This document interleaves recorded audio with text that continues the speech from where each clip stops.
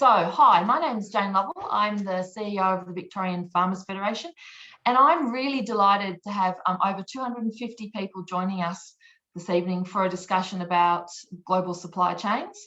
I think for us at the VFF, this is a great opportunity to make sure that not just our members, but the broader agricultural community have a chance to have a bit of a think about what some of the implications of the disruption and changes in supply chains could have for individual businesses.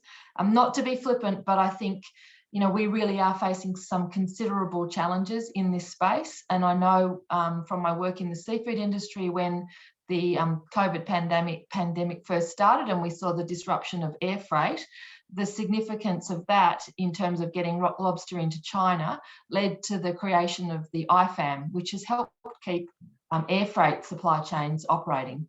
I think perhaps we've got some bigger challenges when it comes to sea freight, but I'm not the expert in this. We have three fantastic speakers this evening. And before I introduce Andrew to kick things off, I would just like to make particular mention of the work that Annabelle McTeer from the VFF has done in bringing this webinar together. So Annabelle is passionate about all things to do with infrastructure, freight and transport, and off the back of an idea that we discussed, Annabelle's been able to bring this together, I think with only about a week's notice, so full credit to Annabelle. And Annabelle is just one of the very, very many, very, very talented people that work for the VFF. So there's your plug. If you're not a member, contact us afterwards. Okay, so I'm going to hand over to Andrew Whitelaw. So Andrew is the Manager for Market Insights at Thomas Elder Markets, which provides premium market research and insights on industry trends. Andrew has a strong background in the grain industry, having worked in various roles in grain marketing and logistics, both in the UK and Australia, and you'll pick up his accent once he starts speaking, with both large and small traders. More recently, Andrew was responsible for developing the marketing strategy and leading the grain and oilseeds analysis for McCann, I think I've said that right. Andrew is also a director of a commercial piggery located in Victoria, along with fellow TEM analyst Matt Dalgleish. Many of the audience will have heard from Andrew in the past in his podcast Ag Watchers, which provides the what, why and how of agricultural markets. And I really look forward to hearing from Andrew, and I look forward to welcoming you as a member of the VFF going forward, Andrew. So over to you. Thank you very much. Thanks for having me along. So you're 100% right. The current situation around the world is pretty scary when it comes to farm inputs. And I'm really looking forward to hearing the other speakers, especially about machinery parts and containers, because that is all influenced by what we're about to talk about. So this evening, I just want to jump straight into it because we've got not a huge amount of time this evening. So we're going to start off by talking about what is happening with the current marketplace. So where the current prices are, give a bit of an overview of where we sit. What is the factors that are driving that price? What are making the price go from a relatively low price to a high price? What is the driving factors behind that? And a little bit about Australian pricing. So let's start off by really setting the scene as to what is actually happening. So there's going to be a lot of charts in this presentation because we love charts and we think that's the best way of telling a story when it comes to data rather than shouting out numbers. So what we can see on this particular chart is this is the urea and DAP pricing since the 1960s to the present day. And what we can see is you can see these quite pronounced sharp rises in prices, early 70s, the mid 2000s and just now, whereas typically fertilizer prices tend to stay quite stable. And we've had some pretty reasonable prices in recent times, but it is quite scary, this current sharp rise that we've seen in fertilizer prices, because it really has only occurred really in the last 5 months is when we've seen the most drastic of that increases in fertilizer pricing. As an analyst, it's our place to really tell the truth about data, whether that data is good or bad. It's always, the best policy is just, this is what it is. This is what the data shows. But we do want to have some positivity. It's always good to have a nice story, and talking about fertilizer at the moment is not a nice story. So we spent a bit of time to work out, how can we say something positive about fertilizer? And so the next slide is a positive one. And unfortunately, it's probably going to be the only positive slide you see from me for the rest of this presentation. And that is a look at, well, what is happening to fertilizer prices when we look at it over the longer period of time and we take into account inflation. So when we look at the real price, we can see here that, in fact, although our prices have risen, quite heavily in recent sort of months, we're actually nowhere near as high, if we count inflation, as we were, in the 1970s. So if we look at that 1970s urea price and that price as an example, you're talking about 2,500 Aussie dollars per ton, which is a substantially high number. But when we look at it in nominal terms, it's still a high price, but the reality is that it's not as high as it has been in the past when we take into account inflation. Because obviously a dollar spent now is different to a dollar spent in the 70s. And so this is where the real concern comes about, is when we start looking at long-term prices and we start to take into account inflation, we actually see that, yes, fertilizer prices are not as high as have been in the past, but the same situation is seen with wheat prices. We actually have, even though we've got relatively good wheat prices around the world at the moment, they're still actually pretty low compared to history. And that raises our biggest issue with the whole fertilizer and wheat pricing at the moment, is the relationship between the price of fertilizer versus the sales price of wheat. And so we look at that as a ratio. And to give you an example, it's around about slightly more than 2 tons of wheat to buy 1 ton of urea in the Gulf. And this was updated as of September. It's even worse now. But what we're seeing is that it's the highest level since 2012. And so that basically is saying that you've got to produce more to pay for your fertilizer, which becomes a bit of a cost price squeeze. And so that has a lot of influence on what we're going to do next year. Are we going to be planting using as much fertilizer when we plant next year's crop? Are we going to start rationing? Will people in other parts of the world growing the corn crop, will they ration because there's not as much margin available in that product? And that's where it becomes the next 6 months are going to be where we have to make those decisions. Glyphosate, we're not going to massively talk about chemical prices because it's actually hard to get solid data on them. But again, glyphosate is very much following similar patterns to the fertilizer market. We've seen a very sharp increase in pricing literally in the last 6 months. We've seen it going from less than 5 Aussie dollars a kilo to above 11 at the moment. And that is a big concern because, again, it's another major input for our products. And the reality is it is very much the same factors driving glyphosate that are driving fertilizer.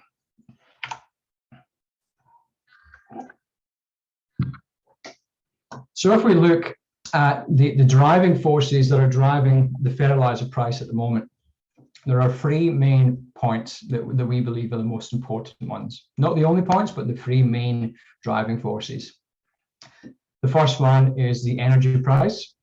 The second one is government intervention by China. And the third is freight costs. So we're going to go briefly into all of these to give a real sharp summary of what is actually happening to drive those prices higher. So factor 1, energy. Why is energy important when it comes to fertilizer? Well, what we have is gas and coal. Gas is probably the cleaner way of making fertilizers, but basically energy.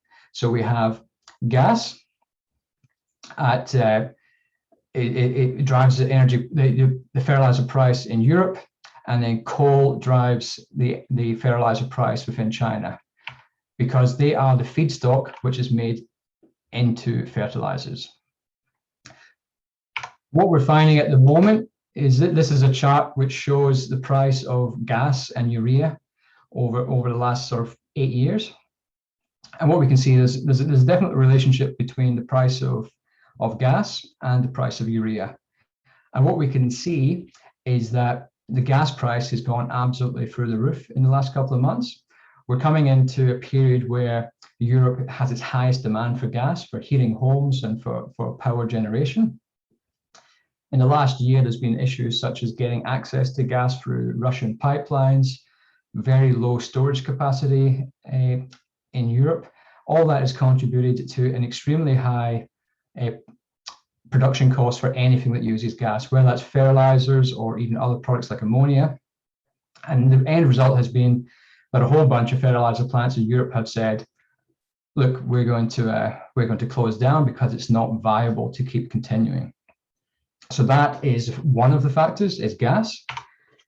The other factor is coal. Whilst we keep talking at the moment about how we are moving to a green power environment, the reality is coal is very much still massively in demand. And what we're seeing at the moment is a coal price which is at record high levels. And coal prices in China are extremely high. And what's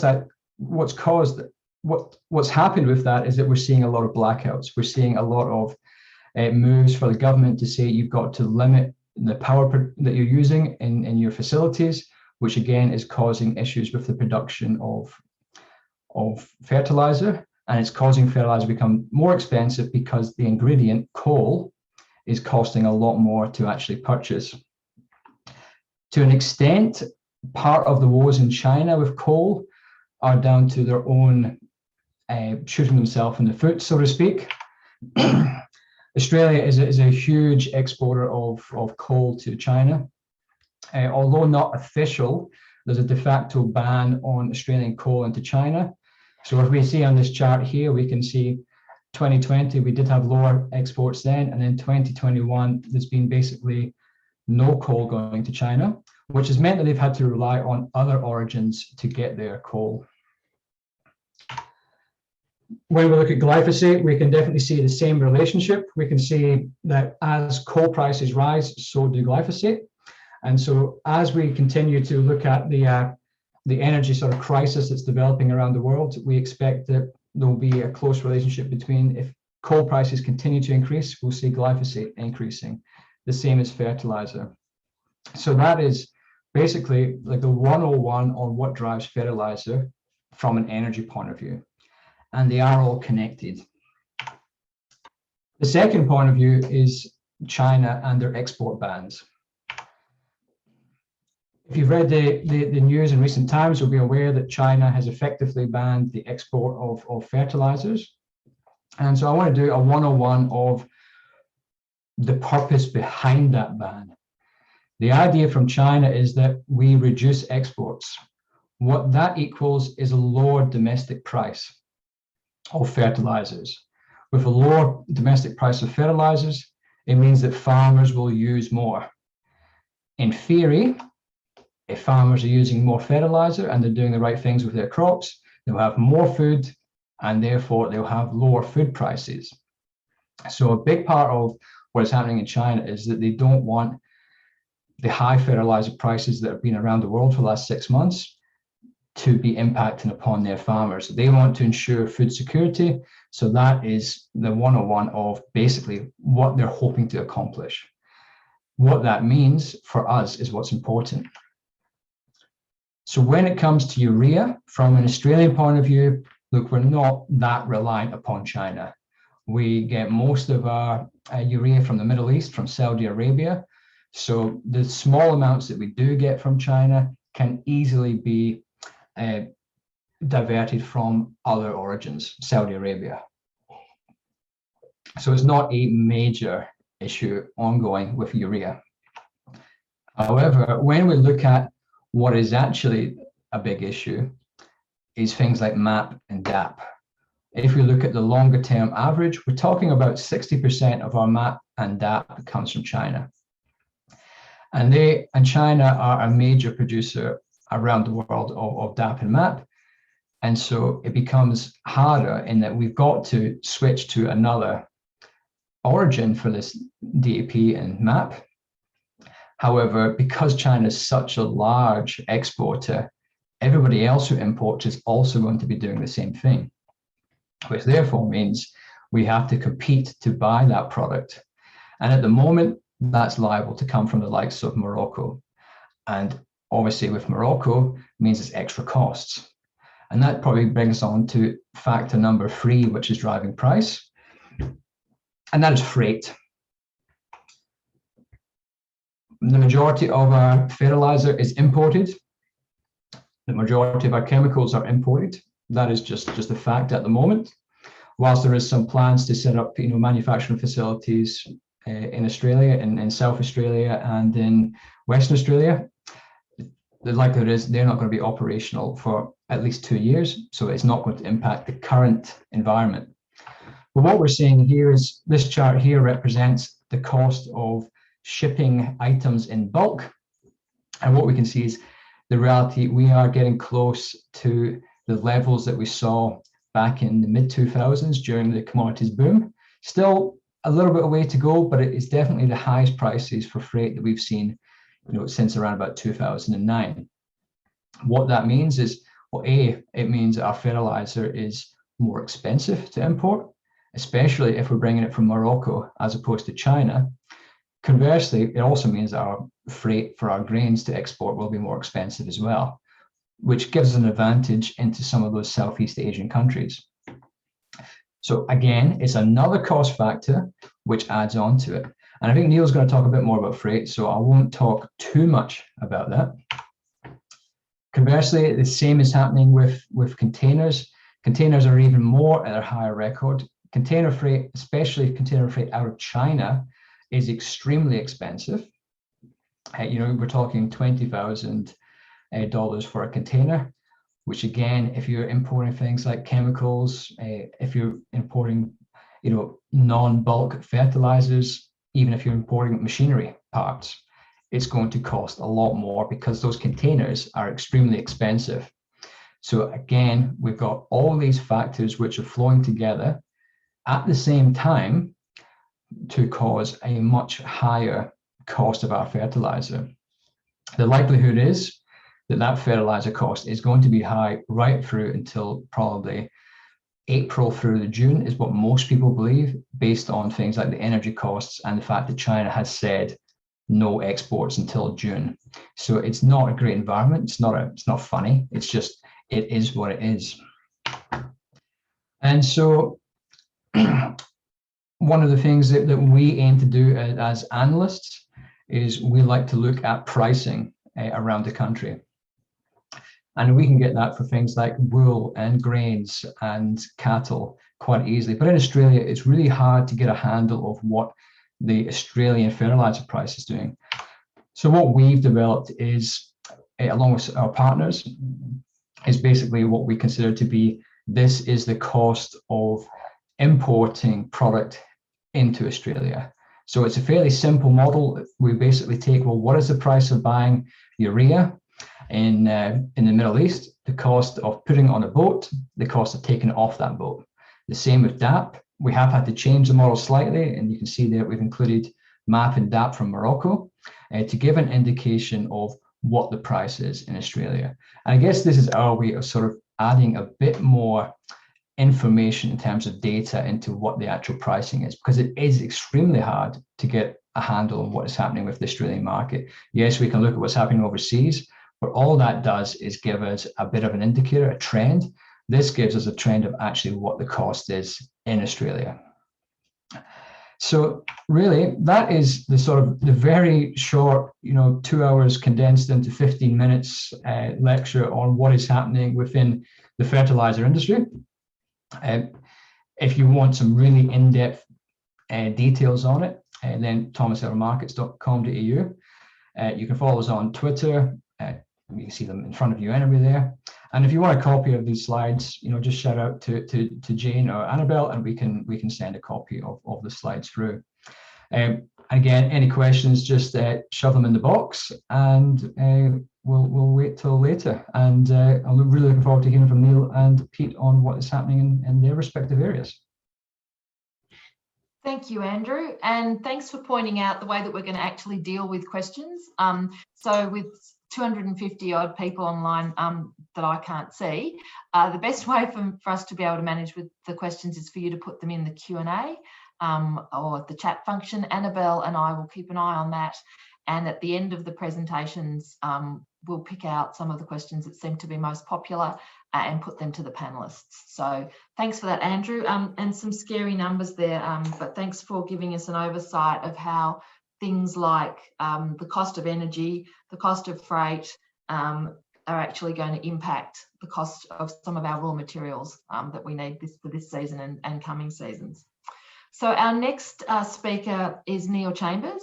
Neil is the CEO of the Container Trade Alliance Australia, which is a strong alliance of leading businesses engaged in the container transport logistics industry. So Neil's really well positioned to expand on the story about containers and the cost of getting them in and out of Australia.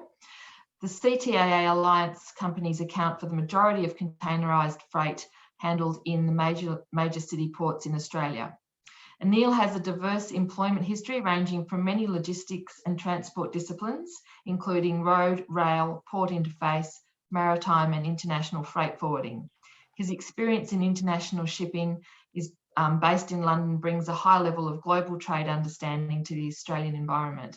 So with that, Neil, we look forward to hearing a bit more about containerisation and the impacts of that on our global supply chains. Jane, and thanks very much to the VFF for inviting me tonight. A little bit like Andrew, I don't know that my slides are going to be all that uplifting. They might be a bit depressing, so maybe people should fill their red wine glasses again and keep drinking as I go. What I'd like to do again in the 15 minutes is take you on a light tromp through global supply chains, unprecedented times in the industry at a global level, a perfect storm almost. With COVID-related demand surges and the like, and all the things that I'll talk about. But these are the issues I'll talk about tonight. I want to take you back to the structural issues of the industry, and these were pre-COVID, and even when we are through the pandemic and come back to some form of normal, we're still going to have the structural issues and the shipping line global consolidation which has gone on, which is going to drive the market into the future. So I'll give you some indication about that background. Then we'll talk about global supply and demand. I'll mainly at the end talk about export challenges, but you've got to tell the import story because it is all one system. And the import surge that we're experiencing does have an impact on the export challenges as well. So as COVID hit, everyone started to go into lockdown here in Australia and in other parts of the world, China, etc. And the shipping industry and the landside logistics industry too were thinking, okay, here we go. There's global economies will start to collapse. Trade will almost cease or move to a trickle, and it'll be battened down the hatches. Well, it was the exact opposite has occurred. People with less discretionary spend on travel, eating out, a whole range of other discretionary spend have decided to go online and buy stuff around the world. And that means that this import surge has been quite unprecedented. In terms of the Australian trade, we're at least 10%, upwards of 12% up on pre-pandemic levels in terms of imports. So supply chain capacity, so shipping line capacity and supply are a real impact on this. And when I talk about the structural issues, you'll get a picture of that. There's been COVID workforce impacts in every country, including Australia. We left ourselves with a container positioning problem. People even in the mainstream press may have been hearing about containers not being available in Asia to pack out for export to other countries, stuck in countries like Australia, stuck in the United States, Europe and elsewhere. So the positioning of the containers is all over the place, and that has an impact. It's definitely had an impact on freight rates, as Andrew's slide attested to. I'll also talk about Australian port congestion and the things that are driving Australian port congestion, unfortunately, at the moment, and finish with a discussion around the export challenges, particularly suitable container availability, vessel space availability for export, schedule reliability of the shipping lines has been shot to pieces, really, and this issue of rolled cargo, meaning export cargo hooked onto one ship not being uploaded and rolled to a subsequent vessel, which has contract implications for exporters, clearly. So a light trip through there. Let's start with the global consolidation of shipping lines. So these are the structural issues. And this is one take home, I think, from tonight. Global trade, as far as containerization is concerned, is now controlled by 10 companies in the world, 10 international shipping lines. And they operate in 3 broad alliances now, 2M Alliance, Ocean Alliance, and the Alliance. And many of the names on the containers there would be familiar to those who export. The top 4 in the world, of course, are Maersk, the Danish company, about 19% of global trade in containers. MSC, or Mediterranean Shipping Company, Italian company, but headquartered in Geneva. CMA CGN, the French company, and of course in Australia own ANL, and so are branded as ANL in this country. And COSCO Shipping, which includes now China Shipping, and number 8 at the bottom in the Ocean Alliance, OOCL, is now controlled by COSCO as well. So that's been because of consolidation, and I would argue that there's still more consolidation to go. So there are 10 companies in the world, all foreign interests to Australia, that control our container trade and will do into the future. What's been the result of this consolidation? Well, this is just a graph of the average operating margins for the major ocean carriers, the shipping lines, going back to before the financial crisis. And it was certainly boom and bust for the shipping lines, has been for years. And that's actually benefited Australian exporters, particularly because our northbound rates have been, in relative terms, cheap, because the shipping lines in the good old days were cutting each other's throats on rates, putting too many vessels into particular trades, so having more tonnage than is probably required to try and compete with their competitors, so therefore driving down freight rates as they tried to fill those vessels. And as a result, their profit margins have been topsy-turvy for years. Certainly, if you look at the financial crisis there, as it said, the top 10 in terms of fleet capacity were 70% and now have risen up from there. But you can see how their average operating margins fluctuated wildly.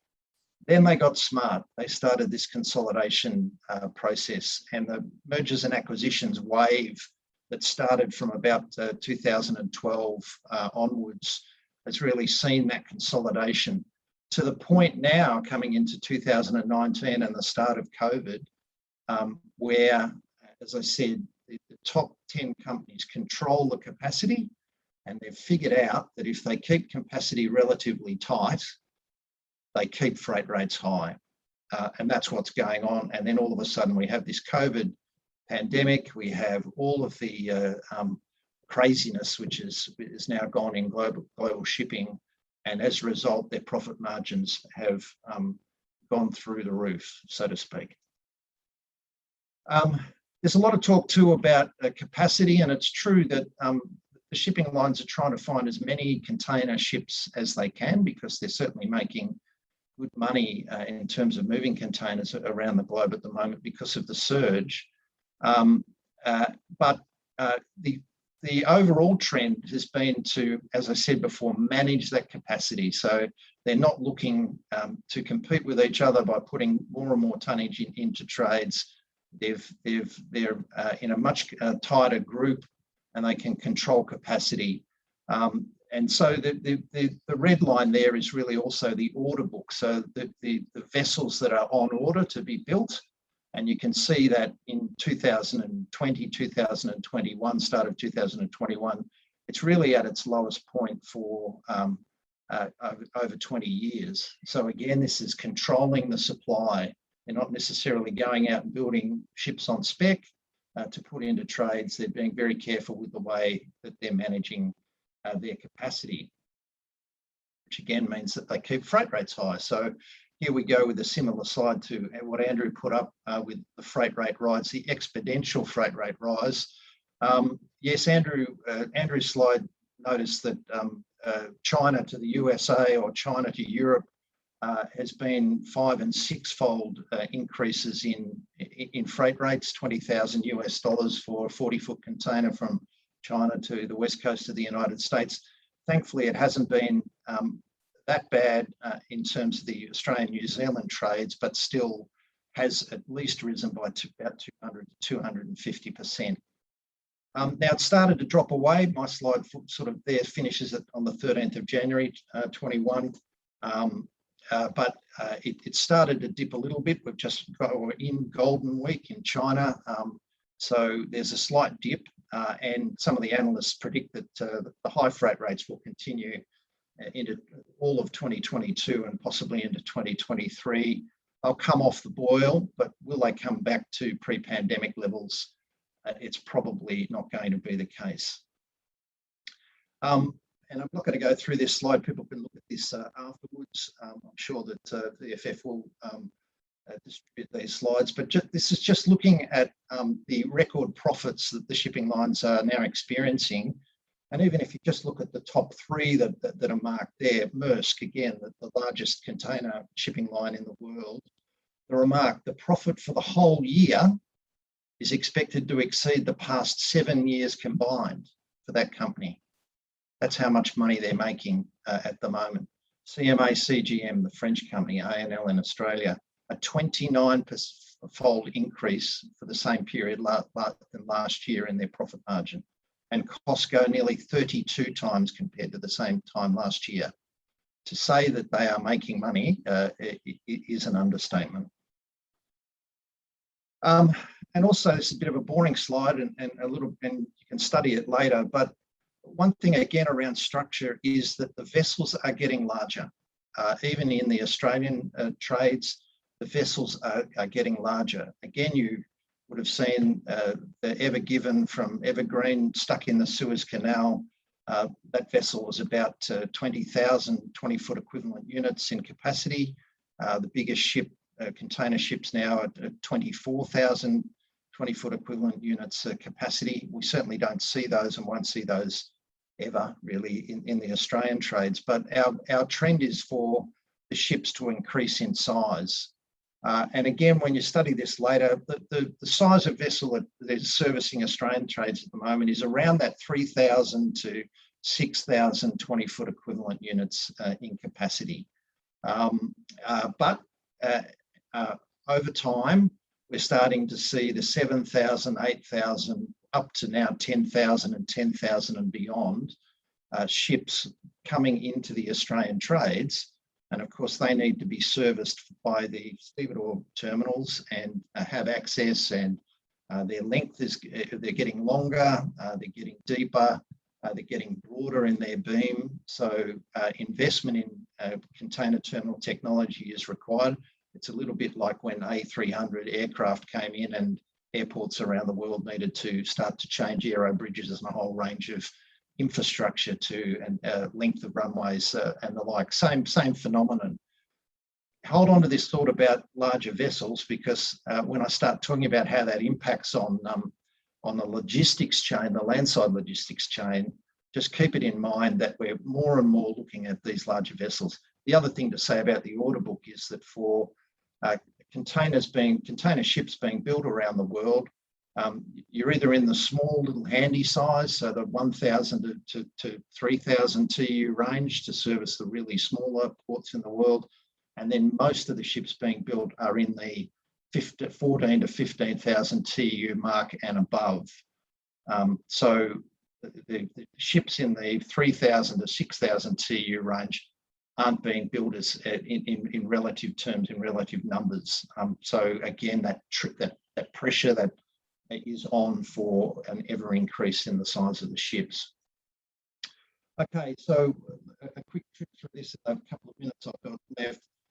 Container export impacts. First thing to say is that the shipping lines would say, and they're right, that this is a port congestion problem around the world, not necessarily a shipping problem, but as I've said before, the capacity is being held relatively tightly by the top companies controlling trade. One of the difficulties at the moment, because of all the port congestion in almost every part of the world, particularly China, United States, in Europe, and here in Australia and New Zealand as well, 10% of the global vessels are tied up in congestion. So there's 10% of your capacity effectively taken away. And that's also led to the container shortages, because the containers are sitting, at anchor on ships and not being rotated through the supply chain. And therefore it's exacerbating this problem of container availability, empty container availability in many markets. There was a massive COVID-led import surge that I spoke about. It's forecast to go on. The other aspect around the congestion has been workforce shortages. There's been outbreaks of COVID in various ports, which has effectively closed ports down. Truck drivers have been affected in other countries, meaning that less opportunity for landside logistics movements of product. We had major outbreaks in Yantian in China, in Ningbo in China, and Shanghai, which has meant that those ports were effectively closed or very much reduced in their capacity. And so that's contributed to this port congestion that we've been experiencing. Much of Australia's trade, both import and export, now is transshipped through ports closer to us. And of course, the two big ones in our neck of the woods are Singapore and Port Kelang in Malaysia. They are just chockers again with freight. And so you start to see 16 to 18 day delays in Singapore and similar numbers in Port Kelang. So as you're trying to get to market with your product, you're finding that the lead times on export are blowing out considerably, and that's got contractual implications for exporters. The larger vessels, I said keep in mind the larger vessels. What happens is that when a larger vessel comes in, it's a little bit like the tsunami effect. It's got more of an exchange of cargo. As a result of the import surge, there might be a cap on the exchange that the Australian terminals put in place. So it's a balancing act between how much you can work the vessel, the berth time, and then when it has to be off the berth so that the next ship and the next customer for the stevedore can come alongside and do its thing. And they're favouring the import surge and actually evacuating the build-up of empty containers in Australia. They're favouring that over the northbound export space. So you're finding an export shortage. First time I've seen it in my time in the industry, where they're not accepting full exports, preferring to get the empty containers back to China and other parts of Asia so that they can command a greater freight rate on other trade lanes. And then, that's led to difficulty in securing export space from Australia, particularly into the subcontinent. I know a lot of your members who are listening tonight are probably selling into markets like India and Pakistan and Vietnam and in Southeast Asia, and they're very difficult in terms of export space. Last slide, Jane, is that I'm sure that those who are exporting are finding it very difficult, always do in peak season, but finding it difficult to find food quality containers, either dry containers or reefer equipment, refrigerated equipment. It's real struggle street as far as that's concerned. Comes back to the fact that even I've had a conversation with a major shipping line the other day, and their Australian representatives were really pleading with their overseas head office to say, please send us more reefer containers so that we can satisfy our export demand for our major customers. And of course, the overseas are saying, well, why would we do that when we're making more money with the import surge? So it's a real supply demand and commercial push and pull even within in the companies. Unfortunately, in Australia, we're also seeing really debilitating protected industrial action by the Maritime Union. It's been they've settled their enterprise agreements with most of the terminals except for Patrick, and it really is very difficult at the moment. There were even some additional protected actions announced this week leading into Melbourne Cup Day and the like.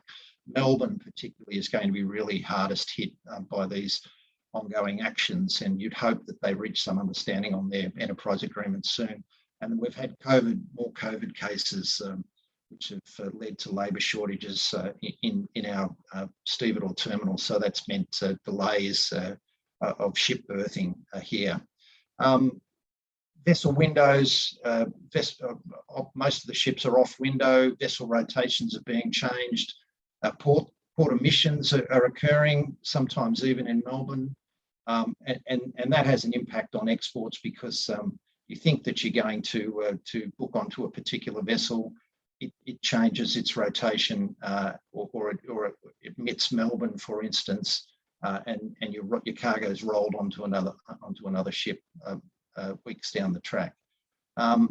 Shipping line congestion surcharges during the delays, they certainly put those on in peak last year. Haven't seen those as much this year, but the shipping lines always reserve the right to recover some of their additional costs in berthing delays and the like by putting congestion surcharges in place.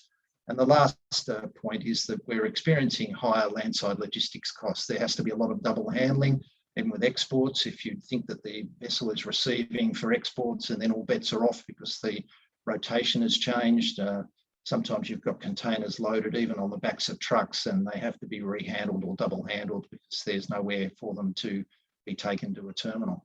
And higher stevedore landside access fees and higher terminal handling charges, which are levied by the shipping lines. So Jane, that's what I'll talk about. In the Q&A, happy to answer any questions and maybe talk about, what VFF and other organisations can actually do to address some of these issues into the future. Thanks very much. Thanks, Neil. I've got to say, I think both Neil and Andrew alluded to the fact that this wasn't necessarily going to be a very joyous presentation, and I think it's proving to be the case. So some very sombering information that you've passed on to us there, Neil. So thank you for that. And there are some questions in the chat, but we will come to them later. So Pete, now the mantle's going to pass to you. So hopefully you've got some good news. Well, firstly, thank you for the VFF for inviting me. Can I do your formal introduction? You may. Thank you. So I'm just hoping that you've got some good news that there's around Case IH. Pete McCann is our final speaker, and Pete grew up on a farm in Dubbo, which in chat this afternoon, Pete also led on the fact that his sister is now running that farm. So I think there's certain of us in the audience who think that's pretty awesome. So more strength to your sister. So Pete has worked in ag tech with a company called GPS Ag, but for the past 12 years has been working for Case IH. He's come up through the ranks from selling self-propelled sprayers, which I think are quite an amazing piece of equipment. So they're wonderful and great to be on. And now to his role as managing director for the past 4 years. Pete is also a board member of the Tractor and Machinery Association of Australia, and so is in a fantastic position to give us some news on how these global supply chains are affecting the tractor and machinery industry in Australia. So over to you, Pete. Thank you. Thank you, Jane, and thank you for to the VFF for inviting me. And thank you to Andrew and Neil for all the doom and gloom. I probably have a somewhat similar story. I guess really from a machinery point of view, all we need is time. So I'll address that a little bit later. So I guess if we look at the last 3 years, I don't think the ag industry could have had as many challenges as it has had, from drought, fire, flood, global pandemic, as Neil said, boats stuck in canals, And then some of our recent stuff, the striking stevedores that refused to take our combines off in Western Australia, which then we paid those lovely transport companies and the boat companies to sail all the way back round to Melbourne, unload them, put them on a truck and drive them across to WA. So as you can imagine, it's not overly cost effective to be double handling a $1 million combine. But one thing with that, even with all the challenges that we've seen, we have seen a huge global uplift in agriculture. And for Australia, I guess if you look at our current season, we've got fantastic growing conditions. Commodity prices are very good. If we think back to when the drought was on, there was one grade of wheat and it was pretty well general. We're seeing those prices bounce back. So actually, could it get any better? I guess this brings me to supply. From my history in the agricultural machinery industry, I've never seen lead times as long as they are today. And I guess this ties back to my first comment. From a TMA point of view and all manufacturers, we can get you the equipment you need. Again, all we need is time. The uptake of the government stimulus has seen one of the biggest record TIVs, which is the total industry volume. So all tractors sold within Australia. Last year, we're expecting another very strong year this year. As we come into, obviously the stimulus package was extended. So again, how is that hurting our supply? Obviously, the increase in the overall demand, it's something very hard to forecast because as you can imagine, most machinery companies forecast 12 months out. The other part that is really slowing the supply down is the global demand. Again, as I commented, all of the agricultural regions across the world are actually on a fantastic wicket at the moment, from the point of commodity, from seasonal. It's kind of the perfect storm.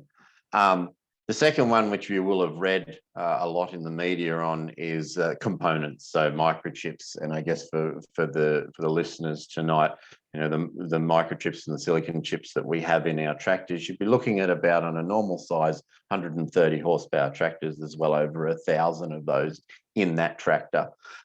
So again, that is causing a shortage from the point of finishing manufacture of the machine that you may have ordered. The other part, tyres. Tyres and rubber products are becoming a great issue. So hydraulic hoses and etc.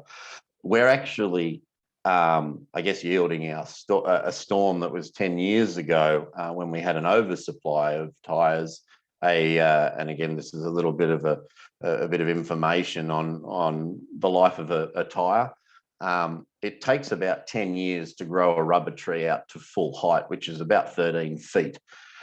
10 to 15 years ago, we had an oversupply of rubber. So a lot of rubber tree farms actually stopped planting. And we are kind of, I guess, feeling that pressure now. We've had an enormous uptake on machinery. And this is also equates for mining as well. And there is now quite a large constraint of tyres for new machines. Steel pricing has gone through the roof. Anyone that has even gone down and bought steel lately, they're looking anywhere from a 12 to 16% increase on steel costs, and availability is also a challenge. Parts, when you look at the parts side of it, I think the way to think about some of the supply issues we have, it's not necessarily the parts that Case IH build at our foundries and etc. It's more the components of second and third party suppliers, especially components that came out of Europe. They were very heavily impacted by COVID in the early days, and to try and catch up with that lost production is a huge challenge. Labour shortages, I think, as Neil said, we've seen that in some of the ports, the time to unload boats because as you can imagine, when one of our boats arrives, a lot of our products are what they call roll on, roll off. X amount of stevedores run onto the boat and drive all the equipment off. There has been massive issues with obviously COVID and labour shortages. And I guess one of the, even down to, the labour shortages on trucks, getting truck drivers from picking it up from the port and delivering it to delivering your new combine to the dealership has been hard to try and ensure that we have a timely delivery. So what is the lead time as we sit here today? I guess it's very similar. You will have seen in the newspaper that Toyota has actually shut some of their factories due to components. And I guess I use the analogy, if you're going to buy a brand new combine, work on the same timeline as a Land Cruiser. It will be 8 to 12 months comfortably. So again, going back to my first opening comment, I need time. So if you are looking, and this is my sales pitch for the whole of the industry, if you are looking to purchase a piece of machinery, I would be talking to a dealer as soon as possible, because it will take time to be built, components put on a boat, delivered to Australia and actually installed. A lot of the questions I get are, when will it stop? When is it going to get better? I think it's nearly impossible to put a timeline on that. I think while our industry is so buoyant globally and demand is so high, and we obviously still have COVID to deal with, I would not even want to put a timeline on when this was going to correct itself. So I guess in closing, and I had a shorter window than the other gentleman. In closing, if you are looking at updating a fleet or changing or buying additional machines, I would be talking to your dealer as soon as you can, because you will have to plan this out. There will be stock around, but any customization is pretty well work on a 12-month lead time from that point of view. So. Yeah, very short, sharp and sweet, probably not full of great news, Jane, but again, if I can get some time, like all the manufacturers can, we can make what we need happen. You're on mute. That's the most common said thing in the last 2 years. Someone had to do it.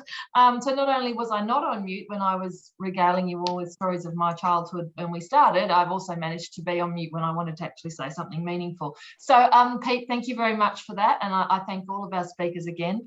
It isn't a pretty picture, and I think this is probably what would count as a truly wicked problem, in that it is so multifaceted. So who would have thought we would have the perfect storm of COVID, labour, the size of vessels, the price of energy, not planting rubber trees 10 years ago, a lack of domestic manufacturing, congestion, and the consolidation of shipping lines, plus a bumper season for many of us, all conspiring this year to lead us to the situation we find ourselves in. And I guess that's sort of why the VFF has taken the lead in trying to have this conversation, to again reiterate, so that we can try and get the information to people so they can make informed decisions about their future. But to the questions, I think so I'm a bit new at this webinar process with Zoom, and people have actually nominated the questions that they would like to answer live. So I'm going to start with some of those. So if we go back to a question, I think, Andrew, you would like to have a go at answering. It's a question from Marsha. I'm just going to say Marsha because my eyesight is not great. And the question is, so what do you see as the possible scenario for the impact of higher fertilisers, higher ferts in Aussie? Does it mean higher cost of products, especially wheat, or just less fertiliser usage? So that, if anyone wants to have a crack, but Andrew's definitely put his hand up to have a go at this one. Yeah, well basically we have the view that generally what we see over time is, if we look at, say, corn and fertilizer prices, they follow one another quite closely. There is a reaction with extremely high prices, then that we expect some form of rationing, people to use less fertilizers because it just costs more. which then results in less yields, which then pumps up the grain price. I'm still unsure, and there's a lot of people working through at the moment in terms of, well, what are the gross margins on using fertilizer at these levels? Some of the provisional numbers don't look too bad. Still looks profitable. The big driver of profitability on a grain farm next year is not going to be fertilizer anyway. It's going to be rain, as it is every single year. So I don't necessarily see a huge amount of rationing at the moment, but we're still, a good couple of months away from it. I don't think we're going to see an impact on the grains price really until next harvest, because we're going to have a bumper harvest this year, regardless. Thanks, Andrew. I might jump to a question from Dave G, because this one actually rings a bell for me, and I'm going to direct this one towards Neil. So Neil, I used to be involved with shipping out of the Port of Devonport, and I don't know how one of those gigantic vessels that you've been talking about would ever find its way into or turn around in the Mersey River. But to the real question, I guess, at hand that Dave G has posted, larger and deeper draft vessels, where does that leave the Port of Melbourne with only 11 metre channel at the heads? So over to you on that one. Yeah, so the channel deepening project, which was over a decade ago, means that we can handle vessels up to 14 metres at draft through the heads. The big challenge, the ship, as I said, the ships are getting longer, they're getting broader, or their beam is larger, and they are getting deeper, but the naval architects are getting smart at keeping the draft relatively shallow compared to the cargo that they can carry. The real challenge is getting those vessels up the Yarra River under the Westgate Bridge and into Swanson Dock, which has the two incumbent stevedores there, Patrick and DP World.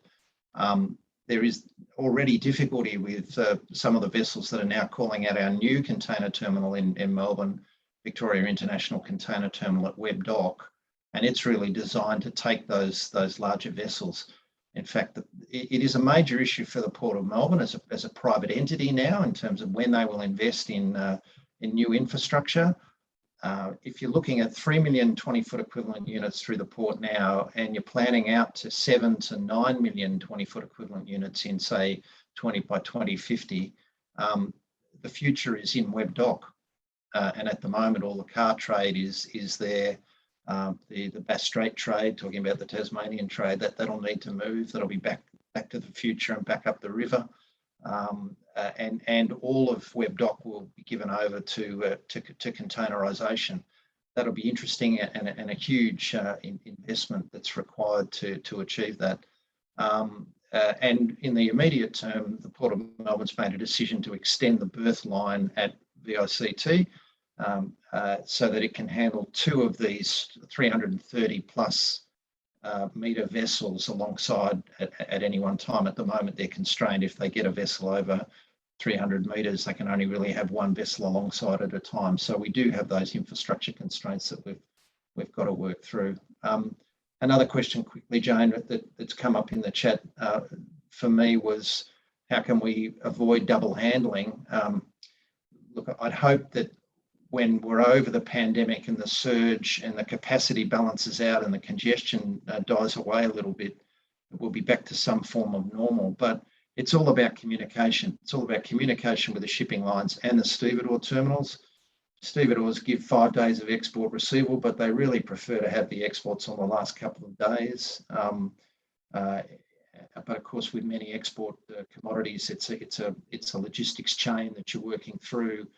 So we've got to try and make sure that we're working closely with the stevedores so that they're receiving that product over a longer period, giving a chance for that to get into the terminal in the time frame required without it having to be staged through some yard, particularly if it's reefer containers and you've got to put them on power, and it's very expensive. So it's all about communication into the future and working with the stevedores to make sure that they understand the landside logistics impacts, not just the vessel impacts.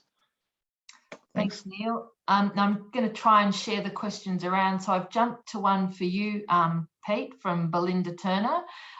Is the long lead time for machinery operations going to delay the rollout of any new technology, or conversely, and let's hope there is a silver lining to this cloud, bring Case and others the chance to bring forward new models and technology? Yeah, I think probably the one thing it is doing, it's actually accelerating development. If you look at mobile phones and especially the chip side of it, as opposed to remaking older chips or slightly outdated ones, they're actually moving to newer models with bigger capacities and etc. So it can actually work the other way to actually speed it up. Obviously, working with the TMA, and it's a huge race for autonomy at the moment between most of the manufacturers from a I guess labour force utilisation. But I don't think it'll have any real effects in regards to slowing down the technology side of it. I think if anything, it may actually just speed it up a little bit from an adoption standpoint, as opposed to making something that's old. Let's step forward and make the new piece of machinery with the new equipment that they're actually moving ahead of. Great, thanks, Pete. And I am conscious of time, and I know there are a lot of questions, but I can also see that we're losing a few participants, so probably people have got their tummies rumbling like I have. I'm just a couple of questions that I want to roll together. So Jonathan Davies basically said, where will this all end? And I'm not sure that any of us have the answer to that, but I also want to roll that into the question that Michael has asked about the perfect storm, and whether this will be for a catalyst for farmers to turn to a long-term low input system and to reduce reliance on those external inputs, and what are the potential impacts of all of this could have on food security, because that's, I guess, for me, the big one that resonates. What's the end game? So I'm going to ask you each really quickly, and I know it's not necessarily your area of expertise, but for your opinions on when you think this could end, where does it end, and what could be the impacts for food security? Well, I might go first, Jane, and just say, it's a good question from Jonathan. I mentioned in my presentation that I can't see the congestion easing until well into 2022, and some pundits talk about 2023. So we've got a lot to untangle in the global supply chain. Jonathan's right, though, that the price, the piece or kilo prices for the producers aren't increasing at similar rates. So it ends up with the farmer, wearing most of the additional cost, which is not the best outcome. One thing that we're doing with many of the shipper groups, including the Australian Peak Shippers Association, which has got recognition under the Competition and Consumer Act, is really pushing the federal government to undertake a proper inquiry into what this actually means for Australian exporters particularly. There's been discussions with Dan Tehan, the Trade Minister, and I think that there's some understanding of the issues from the federal government's point of view, but I think the VFF and its national body, the NFF, really need to continue to push for the government to have a better understanding of what's actually impacting.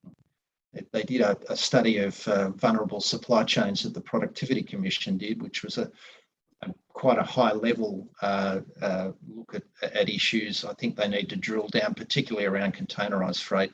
And as I said, we've got some structural issues going forward that Australia needs to be conscious of, and we need to consider ways in which we can, work in the best interests of farmers, particularly to get product to market. Thanks, Neil. I might jump to Andrew, and I'll round out with Pete on this one. Yeah, in terms of the long term, in the short term, similar sort of answer to Neil, in that we expect fertiliser prices to be high right through to seeding and potentially beyond. It's going to take the factors driving it, energy, freight, political intervention, aren't going to change overnight. So we are expecting it to last, into the middle of next year, effectively. So the bad news is that is beyond seeding. The other thing is, I guess, is what we're looking at is the longer term. Like, we've spent a lot of time in the last days with the news about, carbon reduction and whatnot, what's happening in Glasgow next month. I guess if I was looking towards the longer term, the 10 years and beyond, moving to a carbon neutral, society or net zero emissions. One of the things we mentioned there was how reliant fertilizers are on gas, on coal. If we see more adoption of coal, that's going to cost more because of carbon pricing. So my view would be that in 10 years time or so, we will see a lot of our inputs increasing. Even making a header or whatnot is probably a fairly intensive thing. It's a heavy machinery. There's a lot of steel fabrication, takes energy, and anything that costs energy is liable to cost more, which again comes back to that same thing we mentioned before, the cost price squeeze. One of the things that we've been good as an industry, globally and locally, is that we're able to produce a lot of productivity from a small amount of improvement. So we are producing more and more each year. We have an increase in demand for grain of about 2% per year on average. We have an increase in productivity of, funnily enough, 2% per year per average. What that does is that maintains the equilibrium between price and demand. And so prices, if we look back on that chart, probably the scariest chart I showed was nothing to do with the fertilizer. It was the fact that when we look at wheat prices over 60 years, or in fact, if we look at wheat price over 750 years, we are low priced environment when it comes to wheat. What's been able to make us survive as farmers is the ability to produce more and more and more from the same amount of land. Will that continue? Well, when we get intervention with things like fertilizer, we're seeing just now energy costs have bumped fertilizer up. At the moment, there's a few things like green hydrogen that might be able to produce, CO2-free fertilizer, but we can't switch off the coal power stations tomorrow, and probably not for 10 years, which means that it's going to cost more and more for fertilizer in 10 years' time and beyond. So that's even more depressing than the presentation.